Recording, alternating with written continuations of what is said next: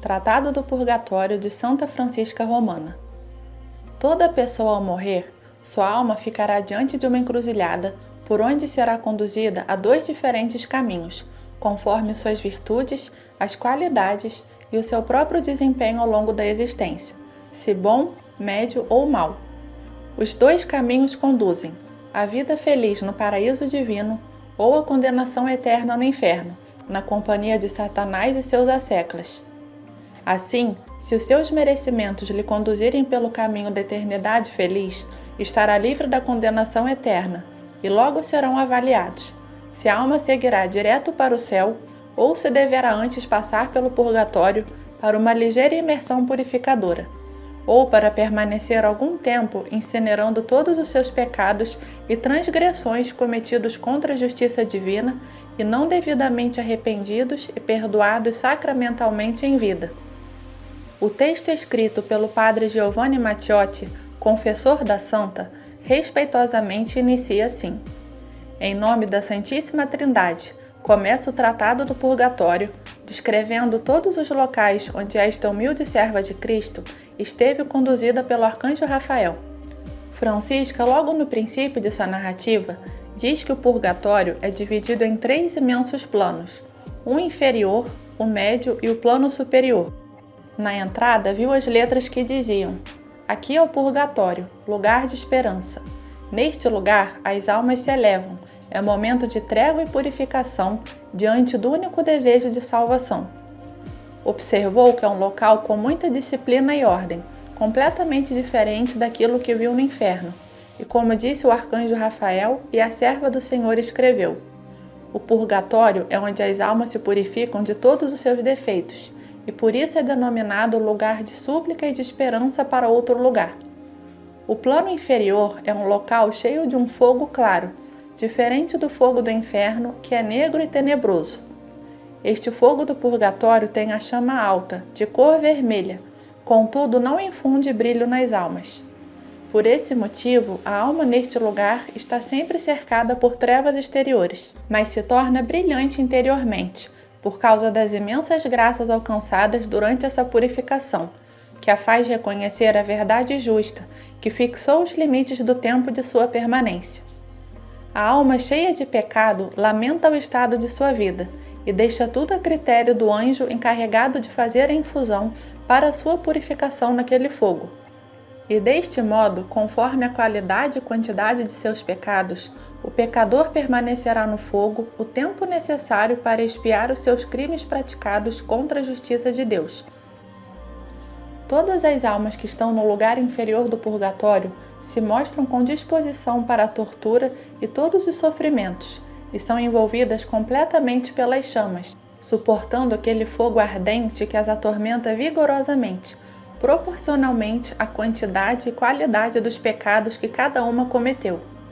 Assim, a alma que está no fogo insensivelmente vai purgando seus pecados, do mesmo modo que cresce nela a pureza espiritual. E terminado o tempo da dívida, ela deixa aquele lugar e sobe para um local logo acima, que é o plano médio do purgatório. Todavia, se a alma que está no plano inferior foi condenada por ter cometido o pecado mortal, deverá permanecer neste local no mínimo de 70 anos, sob o intenso fogo para purificar todos os pecados. Francisca disse ainda que aqueles favores que as pessoas no mundo fazem em benefício das almas que estão no purgatório sempre dão bons resultados, mesmo no caso das almas que estão no plano inferior, cujas penas não podem ser reduzidas. Contudo, elas também lucrarão com a preciosa ajuda, pois haverá redução na intensidade do fogo, o qual não as atormentará tanto. Assim sendo, os favores, orações e esmolas feitas pelas pessoas no mundo contribuem efetivamente para que aquele fogo não seja tão atroz e ardente para as almas que lá estão em purificação. O plano inferior do purgatório é aquele que está mais próximo do inferno, mas os espíritos malignos não podem entrar, permanecem de fora, no lado esquerdo, para evitar que as almas que lá estão, além das severas penas, sofram também ao ficarem expostas aos demônios, perto daquelas horríveis visões, e ouvindo as repreensões, os xingamentos e terríveis impropérios dos diabos. Francisca disse ainda que, por causa das penas severas que sofrem neste lugar, clamam chorosamente com vozes humildes e incansáveis: ó Deus, piedade e misericórdia, misericórdia, misericórdia. Certamente, conhecendo quão justa e correta é a justiça divina, as almas que lá estão compreendem que estas penas são justas e dignas de suportar. E por isso também elas mesmas, apesar de suas constantes súplicas, ficam contentes, sentindo certa consolação, sabendo que à medida que vão transcorrendo os dias da purificação, vão se aproximando os dias de sua libertação à abençoada glória. Disse esta humilde serva de Deus que os anjos gloriosos são dados em custódia às almas que tiveram em vida uma boa conduta no trabalho e na maneira de falar. E ao contrário, os demônios acusam os seus pecados e querem prejudicar estas almas. Por outro lado, quando alguém, por causa da afeição carnal, abandonou a boa conduta, após a sua morte receberá a pena no tempo determinado. Diante do justíssimo juiz, de nenhum modo tal alma tem mérito, senão depois de cumprir integralmente o tempo determinado por causa de seus pecados. Mas se ela, apesar de seus pecados, tiver uma conduta aprovada e primordialmente se cultivou a caridade fraterna, sua pena será menor. Esta alma devota de Deus disse que aquele fogo do purgatório se assemelha ao fogo do inferno do meio, ainda que com alguma diferença, porque o fogo do inferno é negro e escuro, e aquele do purgatório é claro.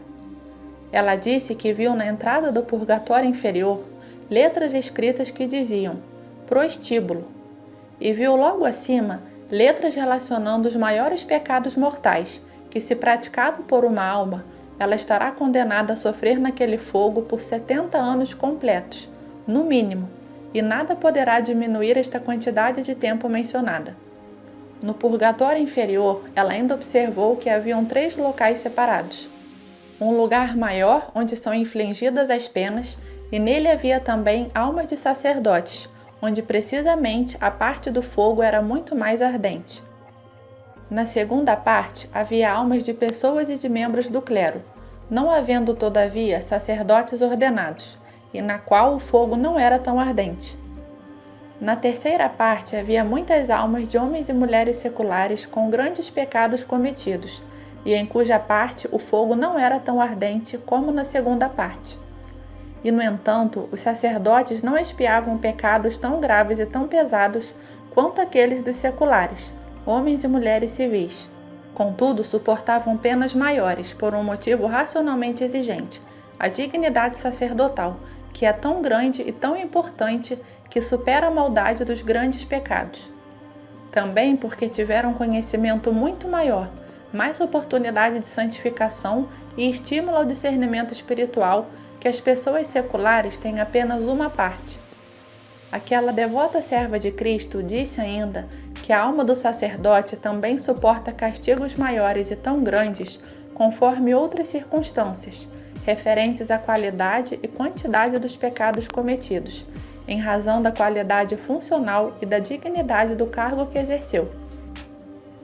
Depois, Francisca foi conduzida pelo arcanjo Rafael para visitar o local do purgatório médio, no qual também tem 3 divisões, cujos lugares são suficientemente grandes, e onde, da mesma forma, a justiça divina realiza de modo perfeito seu trabalho. Na primeira área, o local estava cheio de gelo diferente e especial, extremamente frio. O segundo estava cheio de madeira liquefeita misturada com óleo ferventíssimo e outras coisas para tornar o sofrimento da pena mais difícil. O outro local estava cheio de alguma coisa metálica liquefeita, provavelmente ouro ou prata, formando uma espécie de liga bem clara e incandescente. Assim, depois que a alma sai do lugar inferior, ela sobe para o purgatório médio. Por outro lado, a administração divina é constituída por 38 anjos que recebem as almas saídas, com os pecados já eliminados, do fogo do purgatório inferior, e recebem também as almas que no corpo estavam no mundo, que não cometeram graves pecados, de modo não merecer estar no fogo inferior. E estes gloriosos anjos recebem estas almas e as submetem ao seu grau de purificação. Eles as recebem de modo gracioso e humano, mudando-as de local em local, à medida que vão cumprindo a pena, e fazem isso com grande caridade. Precisamente estes anjos não são aqueles que enviam as próprias almas para a infusão, para extrair o mal que existe em cada uma, mas são anjos a serviço das ordens da Divina Misericórdia. Francisca disse ainda que as almas que estão no purgatório médio, que vieram do grande lugar inferior, onde recentemente foram queimadas completamente, todas e qualquer uma delas, se praticaram algum pecado mortal, permanecerão neste mesmo local do purgatório médio por 15 anos contínuos, ainda que já tivessem sofrido pelos seus grandes pecados e já tivessem permanecido no lugar inferior por 70 anos. Porém, estes 15 anos de pena neste lugar médio poderão ser abreviados pelo sufrágio de orações e esmolas da humanidade, dirigidas a todas as almas que estão no purgatório. Também disse esta devota de Deus que neste lugar médio do purgatório, as almas não têm aquela visão horrível dos demônios, os quais estão externamente ao lugar inferior do purgatório, e também não ouvem os impropérios daqueles demônios, lançando censuras às almas por causa de seus muitos pecados. A alma que está no lugar inferior sempre grita e suplica por piedade, clamando: misericórdia, misericórdia. Mas as almas que estão no lugar médio sempre louvam a misericórdia infinita do Senhor e repetem muitas vezes os seus agradecimentos. Por outro lado, o favor e qualquer benefício que as pessoas no mundo, por caridade, fazem às almas que estão no purgatório, vão ajudar mais efetivamente aquelas que estão sendo purificadas no lugar médio. Elas não só lucrarão a diminuição do castigo temporal, mas também a diminuição da pena total, tanto as almas que foram condenadas diretamente ao purgatório médio, como aquelas que vieram do fogo inferior. Disse ainda aquela humilde serva de Cristo que todas as boas obras, orações e sacrifícios, feitos por amigos e parentes em benefício das almas que estão em qualquer lugar do purgatório, o próprio auxílio será mais útil se feito por plena caridade, porque assim também beneficiará todas as outras almas existentes em purificação. Disse também que as orações e esmolas feitas caridosamente por amigos e parentes em benefício daquelas almas que agora já estão na glória e, portanto, não necessitam das mesmas, tais orações e bons benefícios alcançam a finalidade, ajudando as outras almas necessitadas, pelas quais ninguém faz sufrágios, ninguém reza e nem dão esmolas. Isto é geral para todas as almas que estão no purgatório. Ainda disse sobre o sufrágio que se as almas a quem os mesmos são dirigidos estão no inferno, elas não poderão receber qualquer benefício, mas unicamente eles, os sufrágios, resultarão em utilidade para as pessoas que os praticarem. Esta feliz alma viu também algumas letras escritas no mencionado lugar médio do purgatório, dizendo que a alma com um pecado mortal naquele lugar deverá permanecer por 15 anos se não receber nenhum sufrágio. Do lugar médio do purgatório, cumpridas as suas penas, as almas são conduzidas pelos anjos ao lugar superior. Ela viu 2 setores no lugar superior do purgatório, que precisamente são os melhores locais quanto às penalidades. Ali é onde existe uma imensa fonte de água que lava a alma, tornando-a mais bonita, digna e honrada. A alma que permaneceu purgando seus delitos no local mencionado ou em algum outro, e que agora completa o seu tempo de purificação neste lugar, a bondade divina as eleva a esse lugar onde estão alguns anjos, e um deles que dá a ordem. Ele é quem recebe as almas agora purificadas de seus pecados. Ele ordena as almas a ficar sempre com a parte superior da cabeça naquela corrente de água, e de repente o próprio anjo as mergulha totalmente na correnteza, a fim de limpar o restante do mal existente. Algumas almas se retiram mais rapidamente daquele lugar tão grande, de acordo com a quantidade de seus pecados cometidos e purificados. Neste local é onde precisamente a alma receberá grande quantidade de água para alívio, consolação e sua própria alegria, porque completando a sua purificação, estará agora sem nenhuma pena ou culpa. Aquela alma devotíssima de Deus viu também que quando uma alma vem do mundo e não tem nenhuma pena a cumprir, é colocada por aquele anjo glorioso na mencionada água, e mais rapidamente a retira de lá, porque a alma está limpa. Ela viu a alma de um homem e também de uma mulher, que neste mundo trabalharam em santas obras e se conformavam com a vontade divina. Viu também a alma de uma criança recentemente batizada, que nunca cometeu um pecado, e a alma de um jovem que recebeu o martírio por amor a Deus. Todos eles passaram rapidamente pela água rumo à eternidade feliz. Desse modo, por pequena que seja a alma neste mundo, sendo justa e fazendo penitência, poderá ingressar nesse lugar, mas é necessário que antes de alcançar a glória beatífica, seja colocada naquela água, que seguramente é de purificação e completa limpeza espiritual. Contudo, é exceção para as almas que são privilegiadas por nosso Senhor Jesus Cristo e por sua Mãe Santíssima, que sobem direto para a felicidade eterna.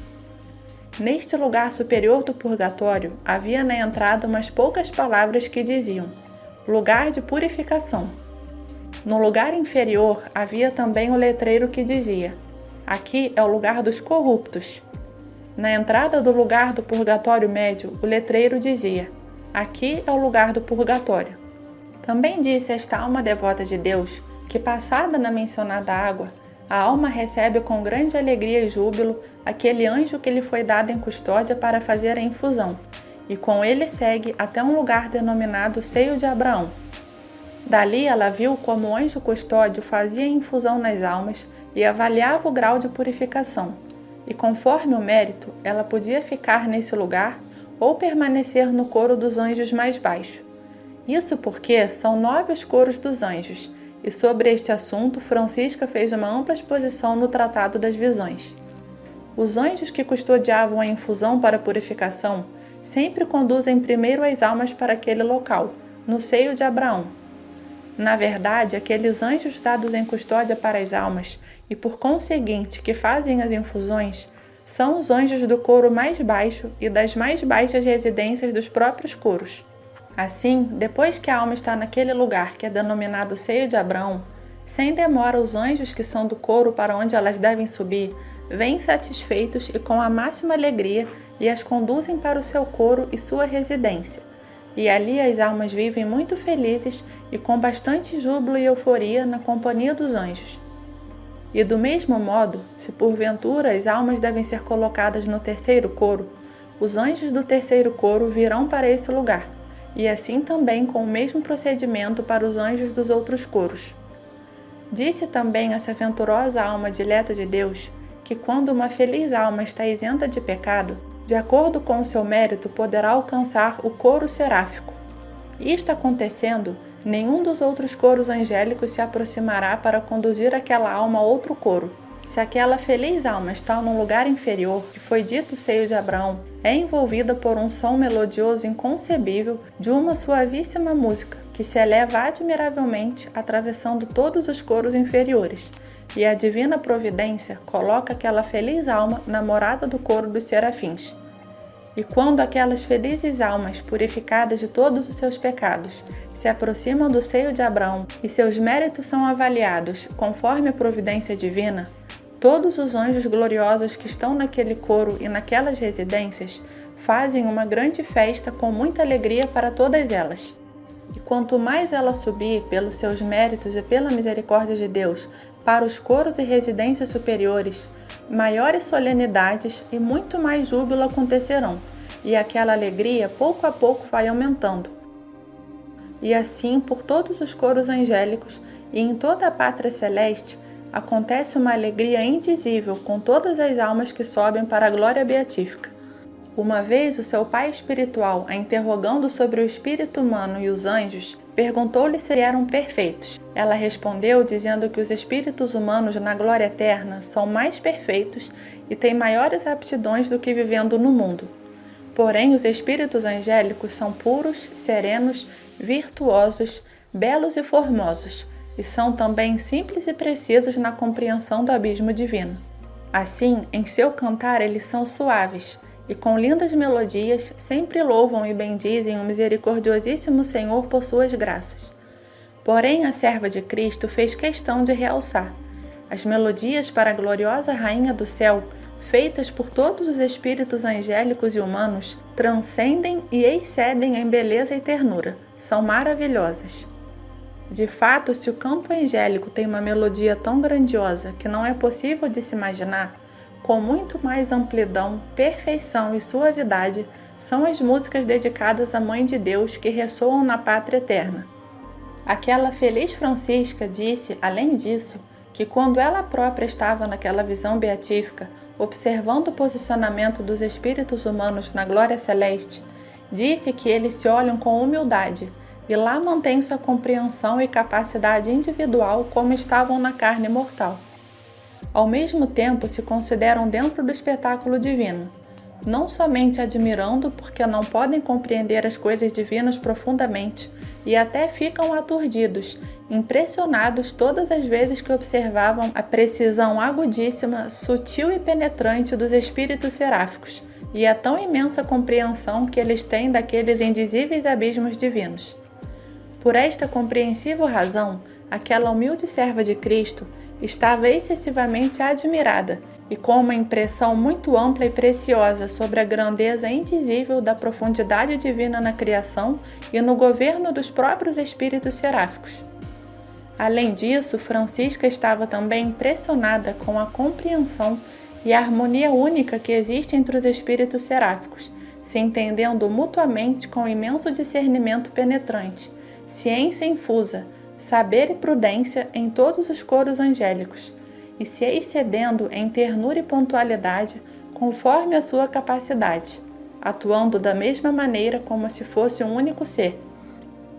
E isto é uma advertência, porque os espíritos seráficos apresentam de fato muita inteligência e perspicácia, e da mesma forma em todos os outros coros angélicos. Por isso, quem quiser estar mais próximo da morada divina, deve procurar seguir a vontade do Senhor, a fim de alcançar a maior propensão de compreender e conhecer as coisas de Deus. Francisca ainda disse que em todas as moradas de qualquer coro tem uma mesma quantidade de espíritos angélicos, e todos os anjos numa morada são semelhantes em nobreza e sobriedade, e mesmo em moradas diferentes. Disse também que quanto mais o espírito é capaz ou inteligente, tanto mais se satisfaz com a visão beatífica. E embora todos os espíritos na eternidade sintam uma imensa e plena satisfação nas visões beatíficas, contudo, uns mais que outros têm maior compreensão, conforme a sua própria capacidade e sobriedade em entender a divina vontade. De fato, por exemplo, os próprios apóstolos, quando estavam na carne, uns mais do que outros receberam graças vindas do Espírito Santo. Isto porque ninguém tinha capacidade e perspicácia em discernimento e em viril disposição para realizar a missão que o Senhor lhes confiou. Só alcançaram estes dons com a graça de Deus, uns mais, outros menos. Francisca, ao concluir, afirmou: o purgatório é um lugar de esperança. Apesar das muitas transgressões e dos pecados da humanidade, o purgatório é um estímulo às pessoas para se corrigirem dos seus vícios e hábitos perversos, buscando o caminho do direito e do amor fraterno, porque enseja uma oportunidade segura de alcançar a eternidade feliz. A estrada da conversão do coração é estreita e árdua, requer perseverança, fidelidade e amor, passando pelo exercício das penitências, das permanentes orações, das santas missas, da correta recepção dos sacramentos, das pequenas e grandes abstinências e de uma profunda consciência da renúncia. Só assim será possível alcançar êxito na reconquista da amizade do Senhor, de quem se afastou pelos seus muitos pecados cometidos.